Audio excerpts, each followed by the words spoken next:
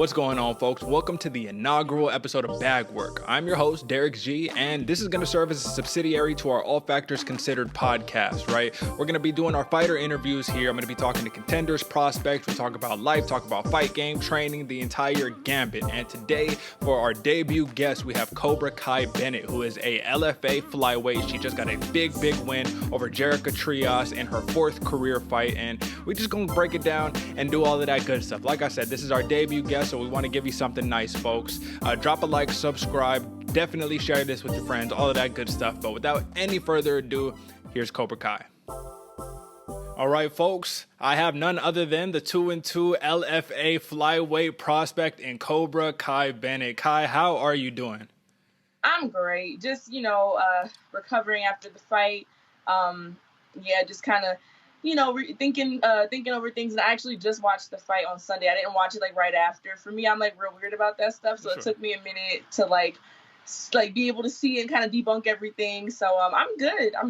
I'm glad to hear that, because it's you got to go into critical mode, right? Or critic mode, I should say. Oh, let me assess my performance. But listen, there's something to be said about having your first win, your first dance under the big lights in nearly 27 months. That's huge right there in and of itself. So I want to ask you, if you had to describe that feeling in one word, what would you use? 27 months off. Oh, man. That's a good question. One word. I'm trying to think of one word to describe everything. I would say fucking terrifying. Okay. In a good way, in a bad way.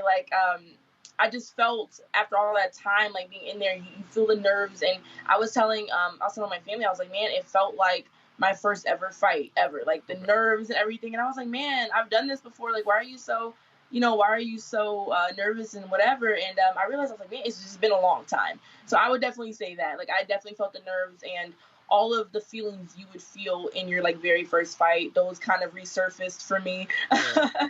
But I'm glad I got it out the way. So now the next one hopefully won't be like that, No, absolutely. So I guess you would say you wouldn't agree with Dominic Cruz, right? Who doesn't believe in ring rust. He says, no, that doesn't exist. So clearly this dude has 30 fights or something crazy like that, 20 fights. But being that you only have 4 career fights so far, that's normal, right? This isn't something that really should be unexpected for you. But with that being said, since we're on that topic, I wanted to ask you, I don't know if you know about this fighter. His name is Tom Breeze. Are you familiar with him in the UFC? No. So he's been fighting for a while. He's been in the UFC for a while as well. And he recently just pulled out of his fight with Antonio Arroyo minutes before making the walk.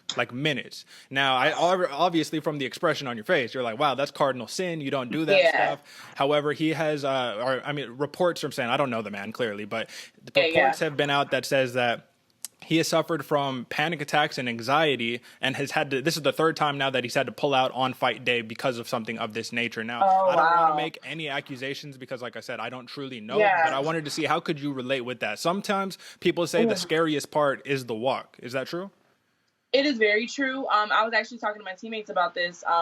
So for me, I can definitely relate to him and sympathize with him, because I also have really terrible anxiety, terrible, and it is a battle. Being able to separate that. There's times backstage where you're like, oh my God, I'm about to do this. What the, you know what I mean? You're just I'm about to do this. There's no way. And the walk and everything leading up to the fight, being backstage, for me, seeing all the other people go out and then come back, and then knowing that it's getting closer to my fight. And then the scariest part is when they're like, okay, you're up in 5 minutes. I'm like, oh God. Oh my God, it's about to happen. And, but all of that goes away when I get in there. That's why the anticipation is crazy for me, because I crave the feeling of being in there and seeing my opponent, and I know everything is essentially going to be okay. The worst thing that can happen obviously is that you lose in a terrible fashion or whatever, but you're not going to fucking you're not going to die or anything, hopefully. So I always just have to tell myself you'll be okay, calm down. But I can sympathize with him for sure, because I have had feelings like that. Obviously not to the point of me feeling I need to pull out, but there have been times where you have that bit of panic and that bit of that anxiety attack backstage, and you need to, center yourself. And, my coach for this last fight, he was he saw me freaking, he was just take a deep breath, calm down. And so I definitely understand, why he would feel like he needs to do that, especially if his is like severe like that. Yeah. I get it. Yeah. At the end of the day, they're the ones that, I mean, like you folks, right? Y'all walk and y'all actually do the thing, right? It's easy for an armchair quarterback to sit there and be like, no, you should have did that or whatever. But it happens in anything, man. Even if you want to go ride a roller coaster or whatever, right? You get a little jitters and whatnot. But at the end of the day, do you have any, I don't want to say advice necessarily, but things that you do for yourself? You talked about breathing. Do you do any meditations, any little tricks to like focus yourself in and make the walk? Yeah. So for me, this fight camp, my biggest thing was I would take an Epsom salt bath and like turn the lights off and everything. I would do that like a couple times a week. And that was like my meditation for me. Like I would turn on my calming music, and I would just have certain things I would say to myself, and being able to like separate yourself from all the, the hectic energy of camp and like all the feelings and the expectations. I think that was really crucial for me in this camp, just being able to separate those things, So I would definitely say, like, if you're in camp and you have a lot of anxiety, just take that time to be by yourself in your own thoughts. And for some people, that might not work. For some people, being in their own head might be, the opposite of what they need, It's just a matter of finding what works for you, like finding, I guess, that escape. And some people, I know a lot of fighters don't want to escape from it. They want to be constantly immersed in that. And for me, I also do as well. But there is a point to help like your anxiety and to help your mind. You need to have some kind of escape, So for me, the Epsom salt baths helped me, and also helped with like my soreness and stuff too. So it was a win-win. Yeah, two birds, one stone, right there. So you opened up the fight against Gerrica Trias, though. You opened it up with like a 7-punch combination. So let me ask you: was that getting the jitters out, or was that the game plan? That is a good question. So for me, sorry, I'm fixing my little situation here. For me, that we didn't have too much of a game plan going into the fight, just because, we didn't really know much about her, and we didn't really want to put all of our eggs in one basket and focus on like one specific thing, because she can come out doing whatever, So for me, that was more so, I guess, feeling the energy of the fight and being like, okay, I felt like I needed to get my hands on her. And I think it also was jitters as well. I think I knew, seeing it, that it would probably end up being like a heavy wrestling fight. Sure. So I think it was a mixture of both. Like it's a mixture of both. Like we knew she had good striking, but we were also confident in my striking as well.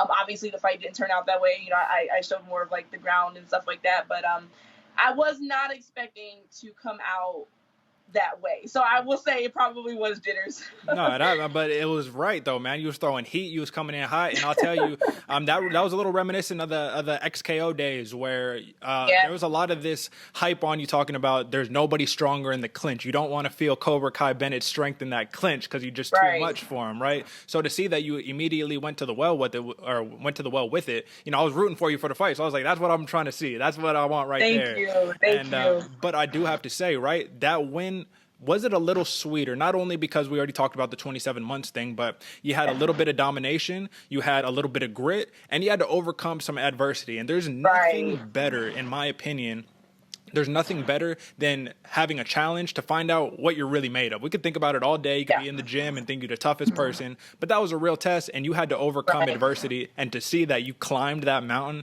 after 27 months, did it make it that much sweeter for you? In a way it did.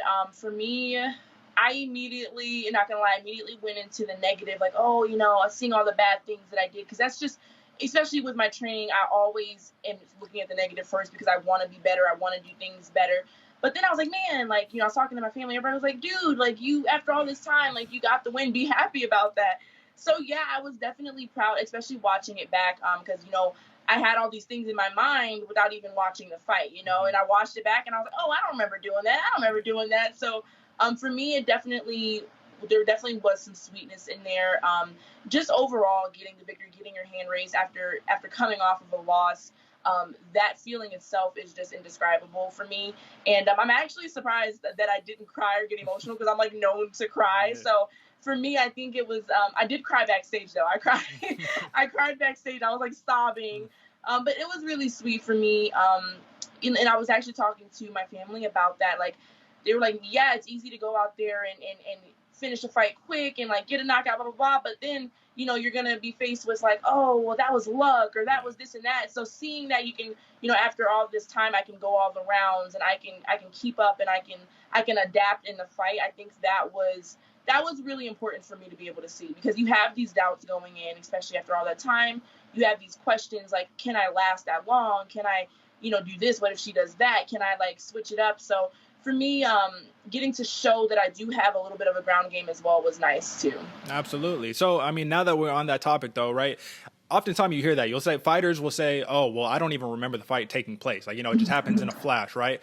Can you give me a little bit of insight on that? What are some of the little things like right after the fight? You're like, oh yeah, I remember that or whatever. Obviously it'll be little bits and pieces, but what are the things that like stand out to you? Oh, for me, so I immediately asked my corner, I was like, how did I get her to the ground? I did not remember that. I was like, what did I do? And they were like, yeah, you hit this sweet hip toss. I was like, what? Because for me, you know, in the gym, like I'm a wrestle heavy, but to me, like hip tosses and stuff like that, throws, there's not really my thing. Yeah. I don't think I've trained a hip toss for like 5 years. So for me, I was like, who do I think I am? Where did that come from? So when they told me I did that, I was like, that's crazy. Like muscle memory really is a real thing, because I haven't been training that at all, you know? So, I know I hit like a single and like some body lock. So for me, I remember little bits and pieces, like being on the ground. Like I remember controlling her on top. I remember going after the head and arm choke and not getting it, but everything else is like a bit of a blur, you know? I'm just like, I had to ask them like, what happened? Yeah. Somebody give me like a rundown of like what I did. So watching the fight also gives me closure as well. Even though I was a little afraid to watch it, you know, seeing myself kind of get rocked like that is always a little hard. You're just like, why'd you let her do that? But it gave me closure, and it definitely helped with kind of seeing, you know, where I'm at versus like just having it in your mind, you know, like in your mind, you think you look like this, but when you see it, it's different. So for me, yeah, that was not remembering the fight is a huge thing for a lot of people. I've heard like a lot of my teammates tell me they don't remember it either. So no, absolutely. It's funny you say that, right? Because yeah, that's how I am with my golf swing, right? I think I look like Tiger Woods. I watched the video back. Say, oh no, yeah, we need some work, right? Let me ask you this though, right? So what's the reaction? What's the first thing that goes through your mind mid-fight, if you could remember, when you see blood and then you realize it's your own? Oh, that's a good question, because I remember seeing it and I was like, what because it was dripping down. I was like, is that mine? Because I saw her and she looked clean. I was like, wait. And it's funny, I actually was talking to my coach about that backstage. I was like, I didn't feel anything. Like even after I walked out, I didn't feel my eye at all. Like I didn't even know that it was open like that. Yeah. I thought I just maybe had like a bloody nose or something, because I've never been cut before. So that was my first time being cut, and I was like, oh my God, like this can happen, you know? So in the fight, yeah, I never feel the blood. I remember in one of my fights, I was in the corner and my coach told me like, I like spit the blood out at him and it like got all over him. And I'm just, in the moment, your adrenaline's going, there's so many things your body's going through. You don't feel anything. You know what I mean? Like that's honestly, I think why a lot of people love it, because it does give you a chance to just not feel, if that makes sense. I know that sounds weird, but you don't feel anything. And then coming off the fight, coming out the cage, your adrenaline's coming down, and you're like, oh, okay. You're like, I just fought. Like, I feel that now. So, yeah, I didn't feel it. I feel it now, though. I definitely feel it now. The numbness wore off. Yeah, no, absolutely. So that it's interesting though, because I feel like now this is the first time. You're always going to probably remember that somewhere deep down in the memory bank, right? But it's from this point where some people will then decide to feed off of it. So when they see it in the next fight, oh, that's no big deal. You know what I mean? Like, oh, that's what I want. Now I know we're actually fighting. And then there's some people who say, you know, ooh, that's not what I wanted to see. Now our things going in the wrong direction. So it's really up for interpretation, but I do think it's always interesting. I love the firsts, you know what I mean, of anything you're doing. You learn how to play guitar, you hit the lick the right way, nice, you know what I mean, and you always gonna remember it. So that's really dope. So once again, you know, congratulations on that big win. And thank you. I want to ask you a couple of little big picture things if you don't mind. So you used to train over at Factory X Muay Thai, correct? Yes. And you went over it. So this is just for my little bit of homework. I got to do a little bit of homework, right? Yeah. Then you decide, all right, let me go to Elevation Fight Team because I need more female sparring partners. I need more female people I could just work with, right? And, that's very important. I mean, obviously, you can't just train with dudes and expect to have that same performance on the females. And exactly. But with that being said, what is one of those misconceptions that people have about big gyms, big name gyms, I guess I should say, that you found not to be true? Because it seems like there's an intimidation factor. It's like, oh, like that's a big name gym. I don't know if I can just go in there and start training. Right. What's a misconception? I think honestly, the intimidation factor, like that definitely is a misconception. Because even me, like going in Elevation, all these, you walk in and you see all these freaking UFC stars and you're just like, oh my God, like, what do I do? And it's so different. Like everybody is so nice and so welcoming. I think that is a huge misconception. If anybody is seeing this and they're thinking about going to a big gym, but they're scared, just do it. Like, just do it. You know what I mean? Like, honestly, and I tell people this, I'm like, whatever scares you the most, do that thing. You know what I mean? Like, you'll probably get the most success out of that.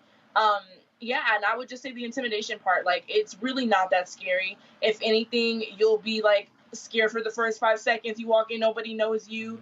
But you start training, the more you bond with people, like, they're just people. At the end of the day, they're just people. And so, yeah, I would say that's the biggest thing, like, just being scared and feeling like you won't fit in, feeling like you're not good enough and blah, blah, blah. No, I mean, it also depends on whatever gym you're going to. But from my experience, it was always super, everybody was super welcoming, because I honestly, coming into Elevation, I wasn't really known. I wasn't well known. Like I knew one of the girls from Texas, but that's really the only person I knew. Sure. People, I'm like, oh, I'm Kai. They're like, who is that? Who are you? So I had that feeling too going in. I'm like, man, there's these, like Rose Namajunas, Justin Gaetjhe, all these people. You're just like, wow, I can't, train with them if I'm not on that level. And it's really not like that. Like they're super cool. They spar with everybody. They train with everybody. So I would say just do it. Don't be scared. Just do it. For sure. No, and real quick, give me some personal advice because I'm out here in Portland, Oregon right now. I'm actually moving out there to Nevada, over there by Vegas. So it's all the gyms out there. What happens if I want to walk into an Extreme Couture and be like, yo, what's up? Let me get in there. They're gonna be if you don't get the hell out of here or something. You give me some advice. If I want to go in there or I want to go to a jiu-jitsu gym or something like that, man, you just walk in. Obviously, who am I? I'm Joe Blow off the street. I don't want to be a UFC fighter. You know what I mean? Right. But training is important. I think it's a good discipline for life. You know what I mean? Yeah. So what advice you got for me? Honestly, the advice I would say, because when you see a lot of, and I've had this from personal experience, you see people that, don't really train heavy and like you said, their goal isn't really to be a UFC fighter, like a champion or anything. They just want to train. I would say just come in respectful and come in humble. Like that's the biggest thing. Like because a lot of guys in these bigger gyms, you have people come in like, oh, I found you on so-and-so and I want to do this and I want to do that. And they're just like, bro, you know what I mean? So as long as you're respectful and you're teachable and you're humble, I think that gets you respect right off the bat. And they're like, okay, this guy is serious about it. He really wants to learn. He's not coming in being like super arrogant, like, oh, I watch UFC, like blah, blah, blah. So, you know what I mean? So I think you'll be totally fine. Because like I said, people, like a big misconception about MMA and MMA fighters, like, they're some of the nicest people I've ever met. You know what I mean? Like the nicest people I've ever met. So I think it's just a matter of, like I said, coming in respectful, coming in teachable, and you'll get what you're looking for. You know what I mean? And I think anybody with anything, you have to like bounce around and kind of like find what fits for you. Because I did that same thing. Like I had to bounce around a little while and kind of gym hop and see. But you'll find that place and you'll find like that gym that you feel like you really mesh well with. So I think I would just say don't settle. Like, don't settle. You just, like, keep moving around and, like, find whatever gym you feel. You know what I mean?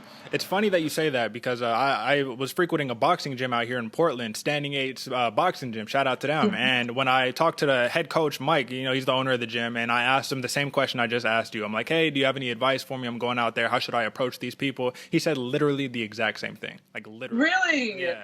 So, wow. Especially the never settle part. He was all like, don't settle. You don't want to get into a gym that, doesn't have the greatest cast of characters. Right. And I don't mean big popular names. Just, there's some shady characters in any business. You know what I mean? So just be careful. And I thought it was really like, okay, shout out, that's good, wise advice. And I think you can apply that anywhere in anything that you do. Exactly. Just come correct, Exactly. So with that being said, let's talk about something that might scare you a little bit, right? And I just want your opinion on this. What's scarier? Quitting a sport, like for you it would be MMA, right? I'm sure you've been doing this for a while. Quitting a sport you spent your entire life training for, and then deciding, all right, well, I got to go find like a normal job, a regular job, a 9 to 5, or achieving all of your goals, all of your wants, all of everything that you could possibly imagine at the age of 25 years old, and have nothing, and then be a blank slate after that and say, I don't know what the hell to do with my life. I've accomplished everything. Kind of like a Gordon Ryan, the BJJ ace, 25 years old, considered the greatest no-gi BJJ practitioner. What do you think? Ooh, that is a good question. For me personally, I would say the first one is scarier, quitting and not ever accomplishing anything. For me, that is a big fear, because I don't want, failure is always in the back of your head. You know what I mean? Especially when you're striving for something, you're pushing for something. So for me, feeling like I would never reach that goal and reach like those heights, that is more terrifying than getting there. Because I feel like they kind of go hand in hand for me. That's why it took me a second to answer. They go hand in hand, because with achieving your goals and achieving them early and feeling like you did everything you set out to do, I feel like that is terrifying in itself, because like you said, what do you do after that? You know what I mean? And the hardest part about success is being able to maintain that success.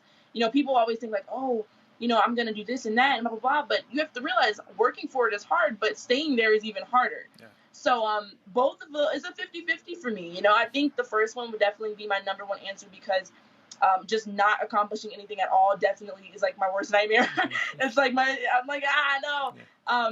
Just feeling like, you know, the mediocrity, and like just feeling like I never lived up to what everybody expected of me, and two, what I expected of myself, never living up to that is definitely, I would say that's a huge fear. But the second one too, that's like, what do you do at 25? You have everything accomplished. Like, what do you do after that? So they go hand in hand for sure. No, absolutely. So, I mean, since we're on that topic of kind of scary stuff, man, can you give me, before I pose this question, can you give me somebody who is, it doesn't even have to be a UFC fighter, but a female fighter that you respect and you would love to have kind of like a dream matchup with? Oh, a dream matchup. Honestly, I have to go with Valentina. You know, she's my weight class. I respect her so much, because I feel like she's just the most well-rounded athlete, MMA fighter. Like, there's really just, and maybe she'll show us, maybe she'll prove us wrong, I don't know, but I feel like as of now, from what we've seen from her, there's really nothing she's shown us that she can't do. You know what I mean? The ground, standing up, clinch, all of those things. And I feel like that is the dream matchup. Obviously, you know, the belt and like the championship is the goal for me. Yeah. So that's the dream matchup, you know, like and even it's funny because even still, like, I feel like there would be no bad blood. It's just straight respect for like what she's accomplished and what she's done. And for me, yeah, like I have to get my shit together so I can fight her one day. For sure. Okay, so let me pose this question though. So we already talked about jitters. We talked about the nerves that goes in with performing, right? What's scarier to you? You get to headline Madison Square Garden, full crowd, against your dream matchup in a Valentina Shevchenko. And I'm not talking about scary like, oh, I don't want to fight that person. Scary as in that's a big spot to be in, right? Yeah. That's the brightest of lights. Or going in that same type of situation, you get a Madison Square Garden, full packed out house. You got to go sing karaoke, do like a full set of like concert singing or something like that. Like, what's scarier? Oh man, the karaoke for sure, because it's funny because like I actually love to sing. That's my thing, but I refuse to sing in front of anybody that's not my family. So for sure that would terrify me. Like, because fighting is weird. Like I've always had anxiety. I've always been like an introvert, and my family was like, why would you choose fighting where everybody's looking at you, everybody's seeing you? I'm like, I don't know. It just kind of happened. But thinking, it gives me goosebumps now, even thinking about me singing in front of all those people. I would pass out. Like, absolutely not. It's hilarious though, because we often hear this from people talking about like fighters, right? It's like you're literally you're fighting in your underwear in front of all of these people. Like you're literally, and it's just funny because those are the things that scare MMA fighters are the most hilarious, because you do this arguably the scariest thing already, right? So I mean, that answers that right there. Now, so to just turn to a little bit of a lighter note, or not a lighter note, a different note. I told you that I'm out here in Portland, but I'm originally from Modesto, California. I don't know if you're familiar with that area, but living in Portland for the last 5 or so years has made me very familiar and comfortable with being the only brown person in the room, like everywhere that I go, damn near. You out there in Colorado, give me the vibes. What's it like? Is that where are you like originally from? Is it, are you from a little more of a diverse area, or are you from Colorado? For sure, yeah. For sure. So I moved around. We moved around a lot, but I was born in Nashville, Tennessee, but I wasn't raised there, so I really don't have much memory. I was only there for about 3 years of my life. Sure. I was raised in Baltimore, DC area, and that's very urban, very urban. So we grew up there, and I'm very So we kind of like grew up in the hood and like just around people that looked like us. Around people that looked like us, and then we moved to Florida, which was kind of a little bit different, being kind of in the South and stuff like that. I was like, okay, but the people were essentially really nice. Coming from Baltimore and DC, where people are just like, what are you looking at? Going into Florida, and people are like holding the door for me. I'm like, you're really nice, thank you. So that was different. And then after Florida, I moved to Texas. So Texas was also different because it's very diverse. But there are definitely the parts where you're just like, I don't know if I want to be over there. So coming to Colorado, it's different. It's different, I was just talking to my sister about this yesterday. We went to this ice cream shop, and we're in Littleton. So it's like right outside of Denver. And Littleton is it's way less diverse than Denver. So you don't really see many people of color out here in Littleton. So we went to this ice cream shop yesterday. I swear to God, this girl was about to get punched in the face. Oh, shit. Okay. We go in, and like she literally just started staring at us, and like she kept like side-eyeing me, and I'm like, what are you? I'm like, what are you? I'm like, let me. And I told my sister, I was like, I'm literally never coming here to support them again, because it was like a family-owned business. I'm like, bro, we're all down for supporting, but you give me those vibes of spending my money here, like that's ridiculous, So it definitely has its areas. I would say Denver is definitely more diverse, and like you see more people of color out there, and like the towns on like the outskirts for sure, like Littleton and other places, you get some weird vibes. And I feel like the I'm not really sure how I should say this, but I feel like the white people out here they're a little bit more they hide their judgment a little bit better, you know what I mean? Like I feel like you're out in Texas and they're like guns, and they're very open with theirs, but in Colorado it's a little bit more covered up, and so you definitely can feel those vibes. You go to the store and you're just like, ooh, I don't know if I want to be here anymore. So it's different. It's been a little different, but the weed's good, so. There you go, right? You got to have something to qualify for that, because out here I feel very much the same way, and Portland is known as being a very passive-aggressive place, right? So they're not going to tell it to your face, but they're going to talk behind your back, or they're going to side-eye you, or they're going to do that. So outside of the things that are kind of the drags, that's like a culture shock for, folks who look like us, right? Give me something that's like been a perspective changer for you, and I'll start off first. So out here in Portland, right?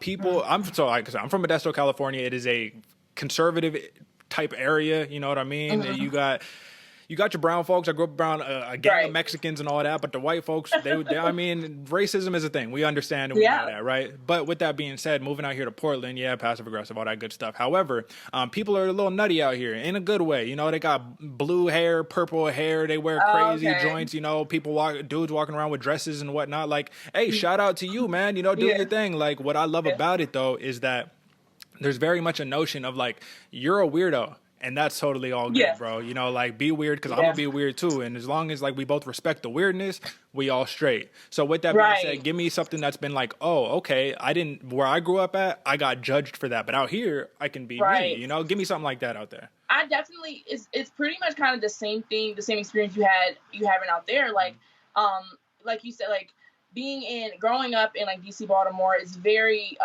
it was very heavy on like black people and heavy on the colored people and stuff like that. So it was very, growing up in the hood, there's a certain type of vibe, where like certain things are just like taboo, or certain things are just like, what are you doing? And coming to Colorado definitely makes you feel a bit more free that way. You feel like things like you can be yourself. Like, and I feel like Colorado gets a bad rap for like people being like hippies and like tree huggers and stuff like that. But honestly, like, those are the best people. Those are the coolest people because they don't give like, they do what they want to do. And I think for me, being around that vibe, it has definitely made me feel a bit more comfortable in like expressing certain like little personality quirks and stuff like that I just feel like wouldn't be acceptable other places. Absolutely. So yeah, it definitely makes you feel a bit more free that way. Just like, oh, okay, you do something and people be like, yeah, that's fine. I'm like, wow, okay, like, we're in a different place.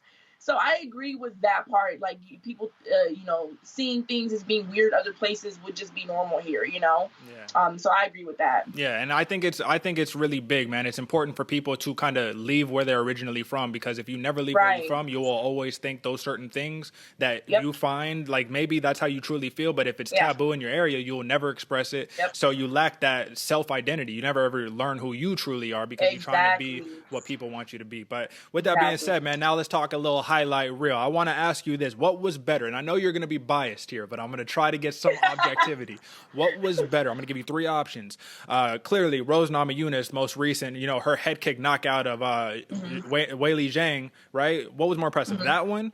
Valentina Shevchenko, her head kick knockout of Jessica Ai, or Amanda Nunes's when she put Cyborg down, twice, 2 times, something crazy like that. All of them, these are like the GOATs, basically, of like what we have right now. But I think that, each one of them were very impactful and special in their own different way. So if you just, rank it yourself, you know what I'm saying? Yeah, honestly, I'm going to go ahead and say the Amanda Nunes one, simply because I feel like Shevchenko and Rose, they're very, like, they're GOATs at what they do as well. But I feel like with that, the Amanda and Cyborg matchup, those were two, she's a legend in there. You know what I mean? So to me, the fights with, the fight with Jessica Ai and Weili, they were still kind of fairly new. You know what I mean? Kind of fairly new. They've accomplished a lot, don't get me wrong, and they're amazing. But to me, the Amanda Nunes putting down Cyborg was just monumental. It's like, what? Nobody would have thought that. So for me, that definitely ranks number one, just because of I just feel like it was huge. And that was I honestly thought she was going to get it. I love Amanda Nunes. She's like my favorite ever. Yeah. So I had like really no doubt that she was going to get that. But in the fashion that she did, I was definitely impressed. Because you see that and you're like, you think like, oh, she's going to win. But to win that way, you're just like, what? Yeah. So that's number one for me for sure. What's number 2 and number 3?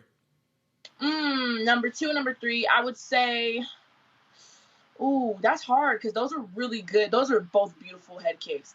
Okay, I will say number 2 would be Shevchenko because of her setup. The setup on that was crazy, like, because I actually just watched it back a couple days ago, and she just kept throwing those body kicks, and then the setup on that and just going high with it, I'm just like, that's crazy, because Rose's was really good, but hers was so fast. You know what I mean? It was very fast and it was very whatever, but the fact that Shevchenko set it up that way and could, like, the IQ behind that, I just was very impressed. So, but if I could, No, it's really interesting because, so for Valentina Shevchenko, that head kick, the foot rotation on her base foot, beautiful, all of that, beautiful, right? But when I was looking at the Namajunas one, when it first happened, just like everyone else, I'm like, what just happened? You know what I mean? That's crazy. But the beauty of it is that, how do you get Weili Zhang to just bite on the leg kick like that? It really just... That's true. That's true. What did you... Because there was very little output, Weili Zhang just kept throwing those leg kicks, and it's like Namajunas, like the first thing she threw, that's it. And she said that she played her like a violin. Like, she already had it set up. She already knew what was up. Damn, okay. That's why for me, I mean, all of them, if I could put them all at one, I would. You know what I'm saying? Yeah, same, yeah.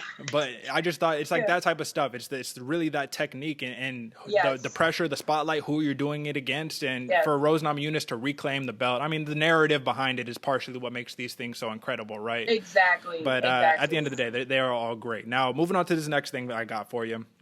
This is going to be like not what you probably used to, so please give it some thought if you need to. If you had to choose 2 fighters, male or female, anybody, it could be some people it could be some UFC cats, whatever the case may be. If you had to choose 2 fighters, male or female, to join you in surviving a zombie apocalypse, who would you choose? Oh, man. Okay. Zombie apocalypse. I love questions like this. I love zombie stuff. Okay, 2 fighters. 2 fighters of each gender or one of each? You could do it. Could be both female, male, female, either one, whatever works best for you. You the one that's gonna be needing to survive the apocalypse. So I know, choose wisely. Oh man, okay. I gotta go with my girl Amanda Nunes. I got to, because I feel like she would protect the shit out of me. Hell yeah, put some hands on somebody. She would protect me. So I'm gonna go with her as my female one. God, there's so many though for the guys. That's a hard question. I have so many I want to choose. Ooh, so many. Oh, and I kind of want to ask you what you think too. I want to ask you too. I'll tell you, for me, for a male fighter, I need the Irish Dragon. I need Paul Felder in my corner. That man is a different level of savage. You know what I mean? Okay, like, I can see that. I just think that he got that. So you saw, it's like the little internet stuff, right? He was all like, "Oh, you talking shit. Does that make you feel good? Would you say that to my face? Like, I will fuck you up, bro. And they're like, actually, no, you would whip my ass. So no, I won't say that to your face. He's like, well, all right, fair. He strikes me as the type of dude who, he's a fighter, and I'm sure he's really nice in person and whatnot. But he strikes me as the type of dude where you just say the wrong thing and he's gonna put that Philadelphia out on you. He's gonna say, I ain't playing, bro. Right. Oh man. Honestly, I probably would go with Gaethje. I feel like he's I don't know, I feel like he's a savage. Like I just feel like he would definitely get down and, like, you know what I mean? Like start punching zombies in the face. So I think those two off the top of my head, like if I had to go through it, I feel like I would want like those two with me for sure. And I'm sure later on I'm gonna bite myself in the ass for like not thinking of different ones, but I'll tell you, I'll give you a honorable mention. I picked Cowboy Cerrone too. He got a whole ranch, guns and all that. Come on, you gotta roll with homeboy. Yes, I didn't even think of that. I'm going straight to his ranch. Straight up, right? Be like, oh, we're gonna be safe here. Yeah. I would always make the joke, because where I grew up, like I said, it's kind of conservative and whatnot. Say, you zombie apocalypse, you go into Bass Pro Shops or like a REI or some shit like that. So you go find those people who got a little setup like that, and you be straight. Yes, I always talk to my sister about that too. I'm like, where's the first place I would go? I feel like everybody would be scrambling around acting crazy, and I'm like, no, we need to go get weapons now. Like we talk about this actually way too much for it to be normal. Okay, so right on. So before I ask you some rounding out questions about the event that we have coming up, UFC 263, I just want to ask you, we talked all of this fight stuff, right? What are you doing outside of the fight stuff? You reading any books? You watching movies? Clearly you into zombie stuff. You watching Walking Dead or something like that? What are you into? I already watched Walking Dead. I watched all of that. I love zombie stuff, but I love to read. That's another thing for me. Nothing, honestly, I'm not even gonna lie. Like, I don't read all the like motivational books like most people. I have my certain genre that I love. I love like fantasy fiction books, stuff like that. So I read a lot. Throw one out there. What's a fantasy book you like that you have read that's really good you'd recommend to somebody? Oh my God.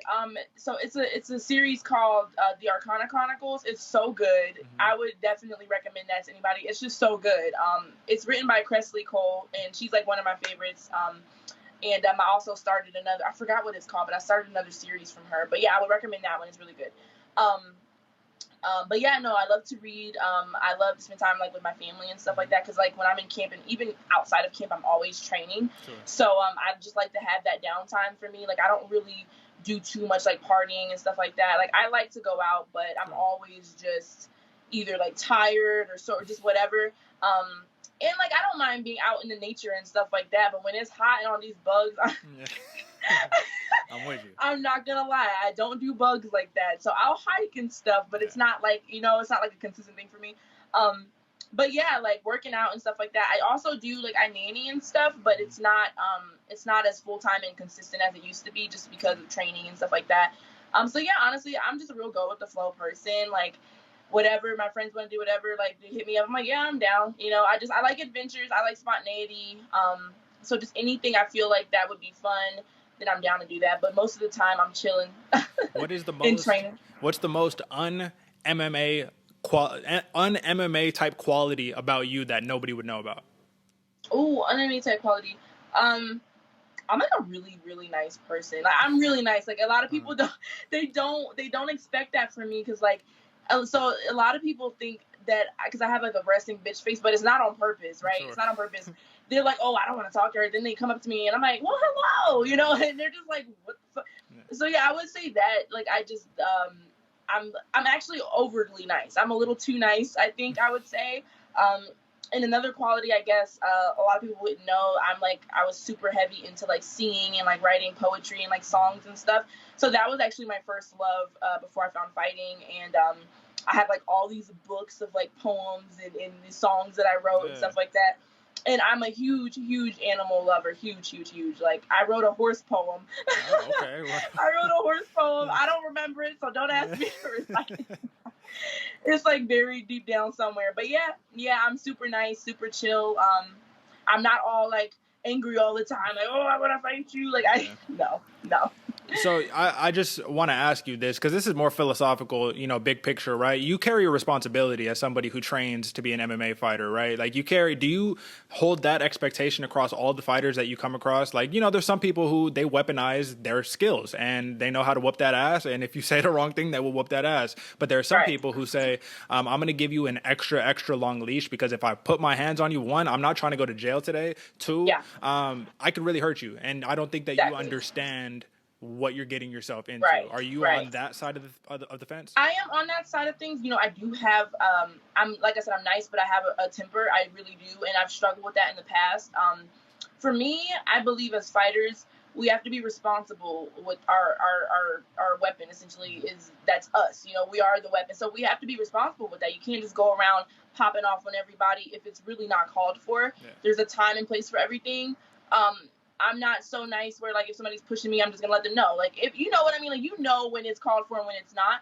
But overall, I'm the kind of person that I will give that long leash and I will walk away before, because I don't need to prove anything. I know I could beat your ass right now, but what's the point in, like you said, getting in trouble or hurting that person? There's really no point in that, So for me, there's a balance in it. Like, if I was out, somebody was messing like with my family or something, and it was one of those protect yourself situations, then 100%, but if it's, if you're out and somebody is just some idiot and you're just like what's the point in that, So I would definitely try to walk away, and I don't judge people I try not to judge people, especially fighters and stuff like that, but I definitely would hold them to that standard. You know what I mean? Like, I feel like you should be conscious of what you're doing with your body, and you have these skills that could hurt somebody, so don't be so quick to pop off. Yeah, I mean, facts. We saw a little. That's the other part too, though. It's tough, because for me, I'm all about accountability. I feel like you must hold people accountable for their actions. So it's that fine line where it's like, man, if I don't teach you a lesson, you're going to do this to somebody else, and somebody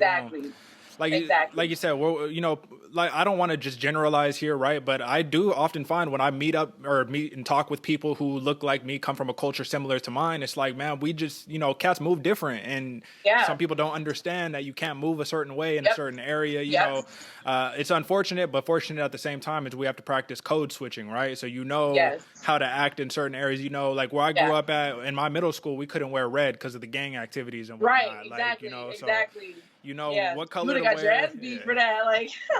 But people don't understand it, and people will say, they don't understand that. Yeah, they'll say, "Oh no, what are you talking about? I could wear whatever. It's not a problem. Why would anyone trip?" I was like, "Well, you're not from where I'm from, and that's okay." And that's the thing that I've come to learn is, why am I going to judge people because you didn't have to go through what I had to go through? Like, some people shouldn't have to go through that, but they should still know, man. Come correct, but come correct. That's what I'm saying. Like if I went back home to Baltimore or DC, like you said, you know how to switch your vibe, you know how to switch your energy and project yourself a little bit differently.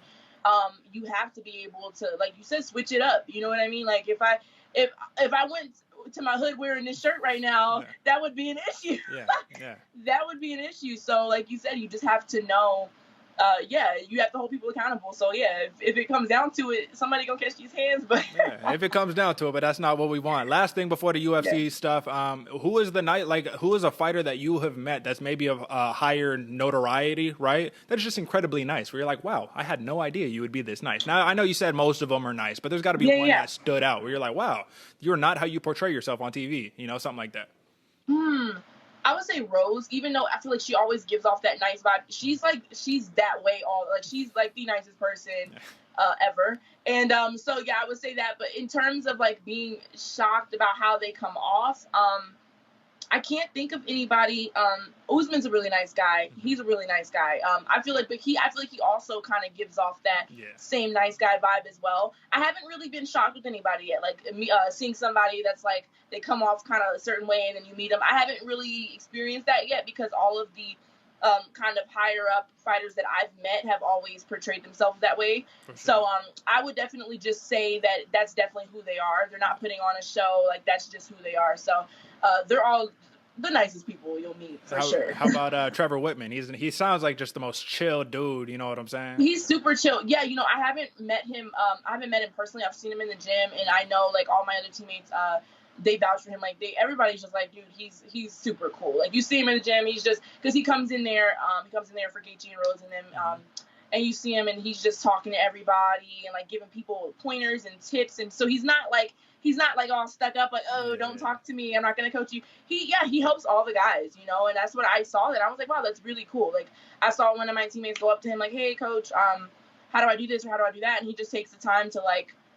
so I'm like, so, you know, he's not so caught up in, like, oh, I have all these champions that I can't help anybody else, you know? Yeah. So he's a really cool guy. Absolutely. I mean, that's what you love to hear, man. All of this stuff is really just confirming the things that people already are thinking about these people. Exactly. Right? Because there's really only probably one or two people that's in the big show right now that are really playing off of a character, right? Like Colby Covington's the big one, right? You know what I'm saying? But most of the people you will find, I feel like real recognize real. Like, you could tell, you know what I'm saying? Yeah, you can tell. So, you can tell for sure. Yeah, no need to, you know, even dive into any of the craziness. So let's just talk about this UFC 263 before we get out of here. I know you're a fan of the grappling. I know you're a fan of the clinch control, right? Does Marvin Vettori wrestle his way to an upset against Israel Adesanya at UFC 263? I'm not gonna lie. I feel like that is a very, very big possibility. I feel like with Izzy, I know he's been tested in a certain way, but I just really don't feel like, I don't know who it was that he fought, but he did fight somebody that kind of was able to, like, back him up a little and kind of expose that part of his game. I feel like if it hasn't happened, then it will happen to him with this fight, for sure. Like, just how he did with Holland, you know. Everybody expected, because they kind of have, him and Izzy have kind of similar striking styles, I guess. Yeah. And I think, you know, nobody expected him to be able to get past that the way he did and dominate with the wrestling and the blah, blah, blah. So I feel like that could be a huge possibility. Sure. But Izzy is also extremely different than Kevin Holland. You know what I mean? Yeah. So there's a certain level of precision that he has, a certain level of accuracy. So I feel like, I don't know, it's going to be good. I'm excited because he could also get caught trying to take a shot. He could, you know what I mean? So it really depends on his game plan, but I feel like that's a high possibility that he could upset. So are we thinking and still or and new? What's it going to be? Oh, fuck. So okay, I want to say I'm 65% and still, okay. And the rest I'm a little like and new, you know. I'm just like, it's kind of it's a skill there, you know. Yeah, no, I understand, because they say, it's one of my favorite sayings here on this show, is I always say that if you can control where the fight takes place, you control the fight, more or less. Exactly. Right? So exactly. But I want to ask you this, because you were a fighter and you understand that when you in there, like, a win is a win. Like, you need to get the win at the end of the day, right? However, are all wins created equal? Like, if you wrestle your way to a championship and everyone deems it, if it was like Kevin Holland performance again, where right.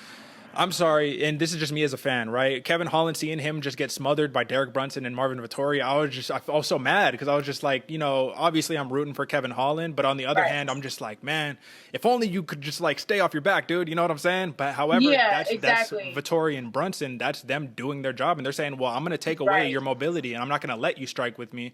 Are all wins created equal? Is wrestling your way to a championship the same way as, you know, maybe showcasing MMA, which is striking and wrestling? Right. I feel like there's definitely a line there, because I, you know, as a fellow fighter, I don't like to call fights boring or anything like that, because I understand how it is to be in there, and to have somebody be like, oh, you just laid on that person. Essentially, you have to do what you have to do, right? You have to do what you have to do to win. And I guess I kind of can sympathize with that, just coming off of a wrestle heavy fight. Sure. Like I said, you know in the moment, you have to make that choice. You have to adapt. And I feel like if that's what you feel like you need to do to win that fight in the moment, then you have to do that. Yeah. You know, like, and there also is the side of, like, taking more risks. And, you know, I think that's where a lot of people have an issue, because they feel like that's more safe. You know what I mean? Like, to wrestle that person or to do whatever. So I feel like there's a line for sure. Like, definitely, Definitely you can take more risks. That's kind of what I struggled with watching my last fight. I was like, man, I could have done this or I could have done that. And in the moment, you're kind of like, well, you're holding on to this person and you so desperately don't want them to get up, and you're kind of throwing away all these other opportunities to kind of capitalize on that position. Yeah. So I think there's a line, like I said, and especially in championship fights, you have, like I said, I think that is actually the most important time to do what you have to do to win. Any other fight that's not a championship fight, I feel like, yeah, take risks and do this and do that. But in a championship fight, like, you're there to win that belt. You know what I mean? Like, you're there to win that belt. But I definitely think there's a level to it where you do want to, like you said, at a certain point, you have to test yourself as a fighter as well. Like, if you just stay where you're comfortable, you're not going to grow, right? Yeah. So I think there's a line on that for sure. Like, if you're a wrestler and you're known as a wrestler and all you do is wrestle people, then try to switch it up a little bit. Try to strike with them. Try to test yourself. But if you're a striker and you wrestle with that person because you feel like that's what you need to do to win, then that's okay, you know? Yeah. But definitely step out of your comfort zone sometimes.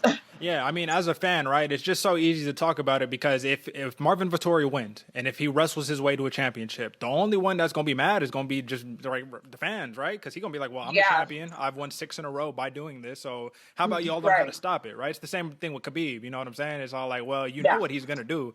You know, Justin Gaetjhe, he wanted to put it on him, right? But he was just like, this dude is just, I mean, that's why he's Khabib. But, you know, with that being said, we'll see what happens, man. I think it will be a good one for sure. It's gonna be good. I'm excited. Like I'm like, crap. And now thinking about it, I'm all sweating. I'm like, No, I feel you. I get the same way. So for the other title fight that we got going on, we got Deiveson Figueiredo, Deuce Gaetjhe facing off against baby assassin Brandon Moreno, who had a much more of a valiant performance than I think anybody really thought going into that fight. However, both of these dudes had to make weight twice within the span of 21 days. Really? And as someone who cuts weight, I'm sure you know that's not an easy task. So my speculation is that there's no way you could be 100% after doing that. Is that true? That is, yeah. Honestly, it depends on how much you're cutting, but to put your body through that trauma, you know, so close together, that's not healthy in terms of performance. Like I said, it depends on how much you're cutting, but you are depriving your body. Yeah. You know what I mean? Even if you have to cut 3 pounds, 10 pounds, you're depriving your body. You're putting your body through trauma. You're stressing your body out, and you have to replenish. You have to do all those things. And when you're dehydrating your body after you put the weight back on, it's holding on to like everything, because it's like, oh my God, I don't know when I'm gonna get this again. It has to hold on to everything. So to do that, to put your body through that, to rehydrate and then to dehydrate it again in that short of a time period, I think that's pushing it a little bit for sure. And that's what makes this championship rematch really exciting for me, is because there's arguably both of those fighters weren't at 100% going into the fight. Right. So, like, let's see them now that they actually got our full training camp. You know, exactly. And it's not only just 2 weight cuts. It's like they fought people 21 days prior. It's going to be crazy. But with all that context aside, who you got? Honestly, I don't know much about both of them, if I'm being honest. I know I saw one of Brandon Moreno's fight. Didn't he fight Brandon Royval? He fought him. That was that fight right before. Yeah. That was that fight. Okay. So I saw that. I don't know much about the other dude, just being honest. Sure. So you're going to have to give me a little bit on that. So Deuce Gaetjhe, he's just this dude who, so you're talking about depends on how much he cut. He cuts a lot. This dude is big, and everyone he touches, he starches, right? He knocked out Joseph Benavidez and then rematched him and submitted him in the first round, right? Like, he's that type of dude, you know what I'm saying? Where if he puts his hands on you, he puts you to sleep, unless your name is Brandon Moreno. Dude, he got the God of War red stripe in his hair, you know what I'm saying? Oh, that's him. That's him. Okay. Yeah. So just, you know, so maybe you could now feel what it's like once again to be, one of these casual fans once, you know what I mean? Yeah. Not be too invested, right? Who you got, just on a casual perspective? People throw out their picks all the time. You get to do the same here. Who's it going to be? I'm gonna have to, honestly, okay, I love Brandon Moreno's style, but I'm gonna have to go with the other dude just based off now knowing his face and like kind of remembering some of his performances. I think I'm gonna have to go with him, honestly. But we're going to see. Yeah. Don't quote me on it. We're going to see. No, I'm with you. I'm completely split on it, too, because it'd be big for Moreno. He would be the UFC's first full-born Mexican champion. And this dude, he just has a great personality. Sometimes that's the thing you root for, right? You're just such a nice guy. Yeah. Yeah, so, I mean. Are you betting on anything? Well, listen, I don't want to do no conflict of interests or anything like that, but I'll just say I think that Moreno is a live dog. That's what I will say. And what that means, if you're familiar, is the underdog that could very, very willingly win the fight. You know what I'm saying? So, but this one's a little more. I could talk about this one, no problem. Nate Diaz, he's making his return, and that's where I'm from. I'm Modesto, California. Is 30 minutes away from Stockton, California, where it's only on the map because of the Diaz brothers. Really, right? He's a plus 450 underdog against Leon Edwards. I think this is the biggest underdog he's ever been in his entire career. That means you bet $100, you get $450 if Nate Diaz wins. Would you take that bet, or do you think Leon Rocky Edwards gets the job done and just slices through this man? The reason why I have to propose this is because Leon Edwards is on an 8-fight win streak. He's a dark horse. It feels like nobody is paying attention to the man, even though he's destroying everybody except, when he eye poked Bilal Muhammad. That was a rough one. But would you take that plus 450 bet? Honestly, I'm kind of sympathizing because I love Nate. I'm kind of sympathizing with him because obviously I was coming off of being an underdog and not fighting after so long. I just feel like especially because don't count him out. That is a dangerous ass dude. You know what I mean? Like that's a dangerous dude. But I just feel like we've seen him fight through a lot of adversity. I mean, we've seen him get his ass handed to him and then come back and blah blah blah. I feel like he's proven he has a chin. He's proven all these things. So, I mean, I wouldn't count him out personally. I would take the bet just based off of always rooting for the underdog. But I don't know, that's a risk. That is definitely a risky one because you never know. But for me, I think I'm gonna be rooting for Nate for sure. Yeah, it's tough. It's tough because it feels like all the pressure's on Edwards. You would think, right? Minus 500 favorite, and all that good stuff. But let me just ask you, because that just popped up in my mind. Do you pay attention to that stuff pre-fight? Because I believe you were like a plus 200 underdog. Plus 200. You pay attention? Absolutely not. Absolutely not. I had no idea until my dad called me after the fight and was like, "You were plus 200." I was like, "What?" I was like, my first thing was like, "Well, fuck y'all, like really?" But after that, I was like, literally, I had no idea. Like, I kind of figured I would be because, I know they were trying to make her this big thing, hype train and all that, and then me not fighting for so long. So I kind of, obviously, nobody's really gonna put their money on the girl that's been off for 2 years, But yeah, I never look at that stuff. No, never. I didn't even know till after. Is there a way that you go about not looking at it? Like, do you put the phone away? Do you delete certain apps off the phone? Like, just because that's like Twitter. Twitter, it'll be all over Twitter. Right. What do you think? Or what do you do? Yeah. I don't even have Twitter. I need to get one, but no, for me, I just have to tell myself not to look at it because I was because I have a very obsessive personality, especially around fighting and opponents, and like I told you before. This camp was different because I really didn't focus that much on her. Yeah. So for me, it was just a matter of, okay, I'm on Instagram. Don't look at her Instagram. And I mean, obviously I looked at it a couple times, but not every day. Oh my God, what is she doing? I was like, don't do that. Just focus on you. You know what I mean? Because we have this habit as fighters of making our opponents into this big boogeyman. Oh my God, they're gonna do this. I'm so whatever. Not you being scared of them, but just making them bigger than what they need to be. And I was thinking, man, no. I was I'm gonna be the boogeyman. No. So for me, it's just a matter of telling yourself not to. Just don't look at it. And even comments, and because I would do that before. When I would fight, I would look on their Instagram and I would look at them posting the picture and their family comments and oh, go beat that girl's ass. I'm she not about to do that to me. So that definitely can get in your head. And I had to just consciously tell myself, do not type her name in. Just don't do that. And I think that really helped my mental. I would honestly suggest everybody does that. Yeah. Don't let that get to you. They're probably just as nervous as you are.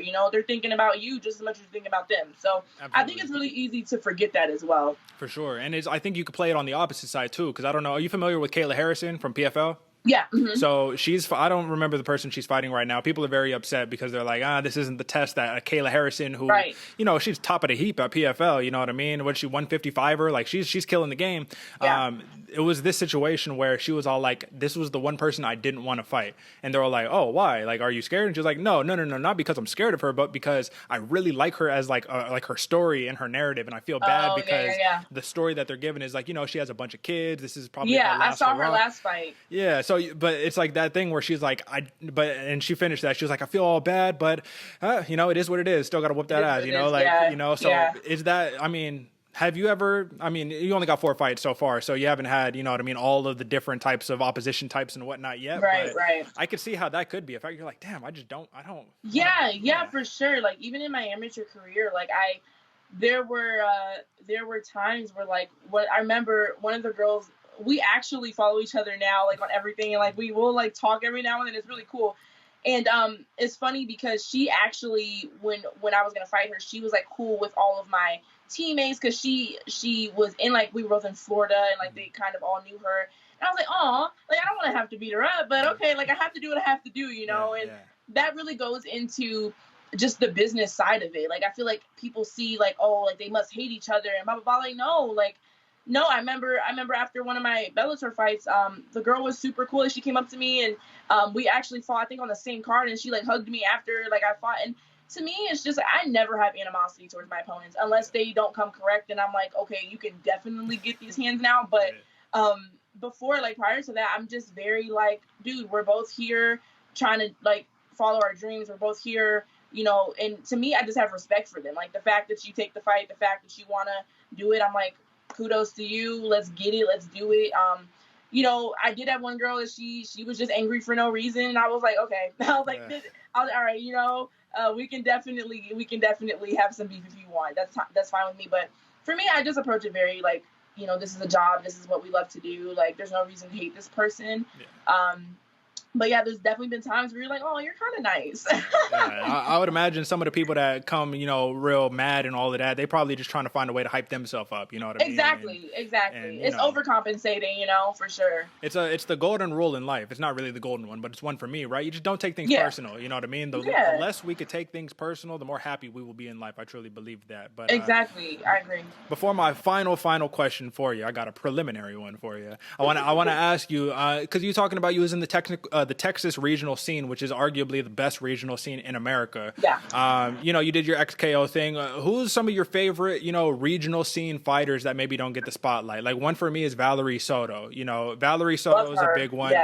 Cody the Bison Freeman, double champ over there at AKA, man, he's killing the game. Clearly not in Texas, you know, fighting regional scene, but this dude needs to be in the UFC. I've had both of them on the show, man. They're great folks, great interviews, but great fighters.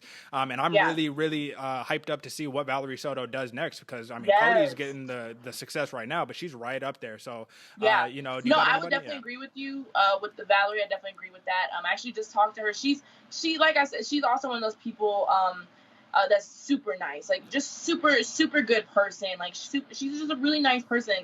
She congratulated me after my fight, and we kind of had a little conversation.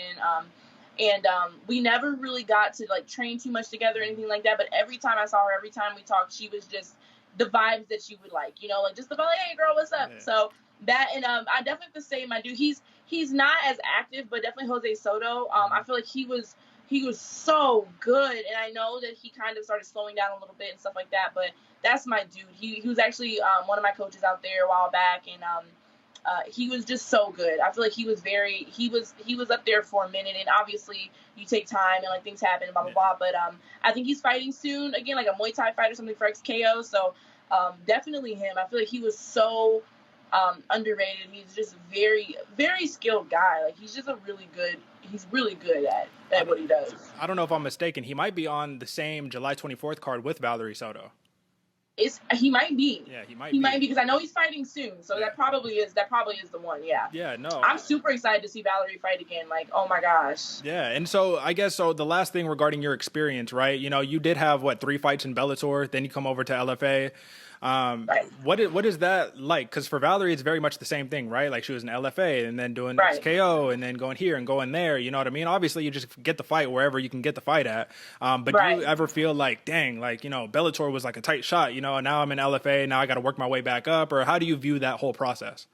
For me, Bellator was a great experience. Like, I loved fighting with them, but that was never something I felt like I wanted to be permanent, because obviously UFC is the goal. You know what I mean? Like, that's what I want. So for me, going to LFA, I was a little bit more excited about that, because I know, like, they're a feeder to the UFC. Like, it's more, you get more, like, there's just a little bit more access there, I feel like. And for Bellator, yeah, like, I think for people, like, they're an amazing promotion, but for where I want to be, I just didn't think it made sense to go back there. You know what I mean? Yeah, for sure.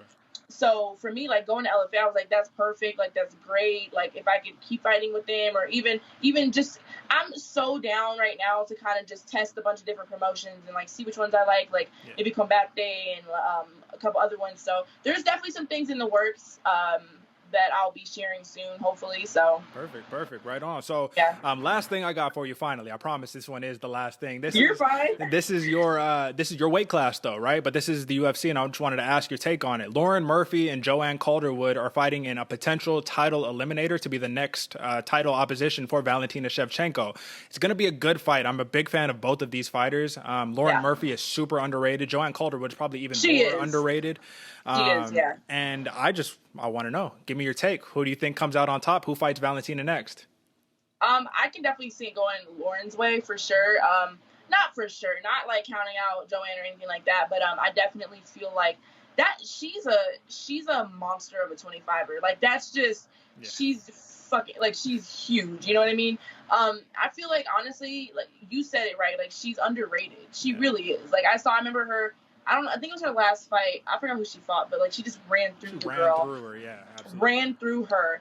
And I was like, yes, because I remember seeing her on Ultimate Fighter, and I was like, man, like, I was surprised she kind of, well, I knew she fell off for a minute, and she kind of, like, started getting back out there a little bit. But honestly, I love them both, but I don't really see anybody dethroning Valentina anytime soon. I just really don't see that happening. Like, I just don't see it happening. I mean, I think if it happens within the next couple fights, it would be like a huge upset. Like, I just couldn't see it happening. You know, I really had hopes. I thought that Jessica Andrade, I thought that she was gonna kind of give her more of a, I was like, damn, this might be the one. I was like, it might be the one, but no, like, once again, she was like, not today, Satan. So, I really don't see anybody being able to get her anytime soon, but we shall see. You never know. We shall definitely see. I honestly believe Valentina is in that John Jones territory, you know what I mean, where she lost one round to Jennifer Maia, and people started, their heads blew up, you know what I mean? Right. And that just goes to show you're supposed to be flawless. Why are you supposed to be flawless? Because we consider you to be one of the greatest, right? Exactly. So it's like, I know there's a lot of negativity because, you have to top your performances every single time, right? Like, it's kind of tough to top like a head kick on Jessica Ai, and then exactly. But to see the crucifix on Caitlin Chukagian and the crucifix on Jessica Andrade was just ridiculous, which I guess last thing popping up in my mind, give me your favorite dominating position to put your opponent in. Is it a crucifix? Is it head and arm? What is it? Side control? I personally love crucifix. I tried doing that. I tried getting that on my opponent. I was like, stay still. Like, stop moving. Crucifix for sure, and definitely half guard. I just feel like I used to be big on side control, but you just don't have as much control as when you're tangled up in the legs. You control their legs, control their hips. So I would say definitely crucifix and half guard with like some wrist riding action. That is definitely a finishing position for sure. Absolutely. I'm always saying right now, when you see the typical grappler or wrestler versus submission artist, right? A lot of people will say, oh, we'll give it to the submission guy, easy. But I always say, okay, maybe if they're in your guard, yeah, but if they get that half guard and they start dropping elbows on you, it's going to be a long night. You know what I mean? Exactly. So I agree. With that being said, I think we're both big fans of that half guard position. Yes. Do you got any news to announce coming up? It's okay if you don't, but do you got anything coming up, anything that we should expect? Maybe potentially, I know you literally just fought, so it's okay if you haven't thought these things through, but you got anything for us? So nothing set in stone. There's definitely things in the works. Like I said, I just fought, so there's a few little like minor injuries I need to like make sure I'm okay on and stuff like that. Nothing serious, nothing needs surgery. Thank God, that's a blessing. But there's some things, hopefully there's like some announcement sometime soon. I know I'm looking maybe to possibly fight around like August, September again. So maybe just, look out for that. But I'll be making some announcements soon, just in terms of promotions and stuff like that, maybe. So, yeah, I'm definitely looking to keep the ball rolling. I don't want to put too much time in between fights again. That 2-year layoff is not happening again. That is not happening. So, we'll see soon. Right on. Well, hey, shout out to your camp. Shout out to Iron Shin Las Vegas management team. You know what I mean? Definitely want to go and contact that, start working with some more fighters, whoever y'all got, you know what I mean? Have some good conversations. Put in a good word for me if you don't mind. You know what I'm saying? I got you. But with that being said, this is Kobra Kai Bennett. Thank you so much for the time, and I hope to talk to you soon, okay? Thank you so much for having me. I'll talk to you later. All right, you take care.